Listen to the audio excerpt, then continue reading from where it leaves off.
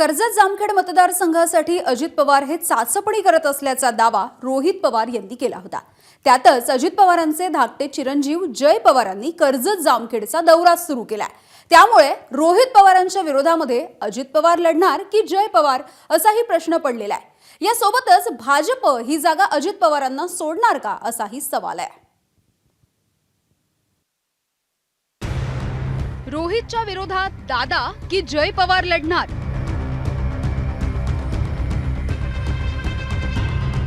दादांचा चिरंजीव रोहित पवारांच्या बालेकिल्ल्यात, जय पवारांचा कर्जत दौरा चर्चांना उधाण। जय अजित पवार, अजित पवारांचे धाकटे चिरंजीव।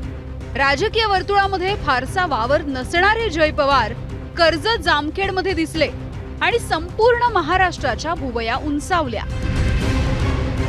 कारण कर्जत जामखेड हा रोहित पवारांचा बालेकिल्ला आहे आणि याच बालेकिल्ल्यामध्ये अजित पवार चाचपणी करत असल्याचं वक्तव्य रोहित पवारांनी काही दिवसांच्या आधी केलं होतं। जो प्रयोग लोकसभेमध्ये सुप्रियाताईंच्या बाबतीत दादांना हा करावा लागला का त्यांनी तो केला, तर माझ्या इलेक्शनमध्ये विधानसभेमध्ये सुद्धा कदाचित त्यांच्यावर प्रेशर आणून असाच प्रयोग त्यांच्या बाबतीत असेल नाही तर त्यांच्या कुटुंबातल्या बाबतीत हा माझ्या विरोधात माझ्या मतदारसंघामध्ये कदाचित केला जाऊ शकतो।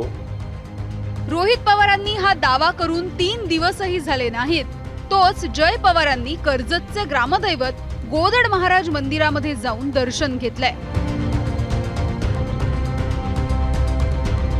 आणि मी आज सहज भेट द्यायला आलो, सगळ्यांना भेटायला आलो आणि दर्शन घ्यायला आलो। राजकीय काही नाही, नाही राजकीय काही नाही, सहज सगळ्यांना भेटायचं होतं। असे दौरे वारंवार होत होते। मी नंतर जर लोकांनी बोलवलं तर येऊन त्यांना नक्कीच भेटेल। जय पवारांनी बैठकांचं सत्र सुरू केलेलं आहे। आपल्याला काय वाईट वाटतं? जर एखाद्या मुलाला त्याचं तो स्वतंत्र विचाराचा आहे त्यांनी बैठका सुरू केल्या तर मी विरोध करायचं कारण काय? जय पवारांच्या कर्जत जामखेडच्या दौऱ्यावेळी अजित पवारांच्या राष्ट्रवादीचे कार्यकर्ते हे उपस्थित होते, पण भाजपच्या कार्यकर्त्यांनी सुद्धा जय पवारांचं जोरदार स्वागत केलं। खरं तर भाजपचे नेते राम शिंदे सुद्धा कर्जत जामखेड मधून लढण्याची तयारी करत असल्याची चर्चा आहे आणि हाच धागा पकडत रोहित पवारांनी अजित पवारांना टोमणा मारलाय। काय हे चाललंय, कन्फ्युजन त्यांच्या लेवलला काय आहे हे आपल्याला बघावं लागेल।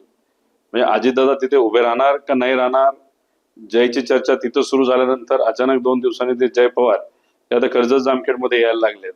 त्यामुळे डिझाईन बॉक्स नावाची जी एजन्सी ज्याला 200 कोटी रुपये दिलेले आहेत ती जरा गणलेलं दिसतंय बॉक्स। आता फिरत असताना खरं तर इथले MLC नाही तर माजी आमदार हे राम शिंदे आहेत। आता जय पवार इथं आले खरं, पण राम शिंदेना भेटले नाहीत असं दिसतंय। आता त्याच्या मागे रणनीती काय हे आपल्याला कळणार नाही आणि त्याच्याच बरोबर आता थोडा वेळ जर ते थांबले तर नितेश राणे सुद्धा येतात, त्यांना सुद्धा भेटावं। अजित पवारांच्या टार्गेटवर आता रोहित पवार आहेत हे वेगळं सांगायला नको, पण रोहित पवारांच्या विरोधात काका लढणार की भाऊ अशी चर्चा आता रंगली आहे। सोबतच महायुतीचा मोठा भाऊ असलेला भाजप अजितदादांना हा मतदारसंघ सोडणार का, आणि सोडला तर राम शिंदे त्यांना मदत करणार की असहकार पुकारणार, हा सुद्धा खरा प्रश्न आहे। सुनील भोंगळ, ABP माझा, कर्जत जामखेड। ABP माझा, उघडा डोळे बघा नीट।